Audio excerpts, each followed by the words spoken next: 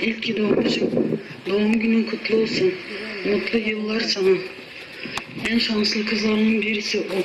Bütün fasılların kabul olsun. Biz hepimiz seni çok çok çok seviyoruz.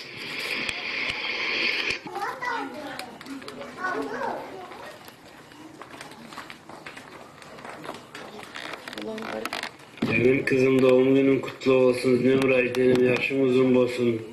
Okulların sağlaman kutlayın. Dünyada en baktı kızların biri bol gelin kızım. Atayla hep balı bol gelin. Leyla bir tanem, seni çok seviyorum aşkım benim. Doğum günün kutlu olsun. Nice mutlu yaşların olsun. İyi ki doğmuşsun. İyi ki bizim olmuşsun aşkım benim.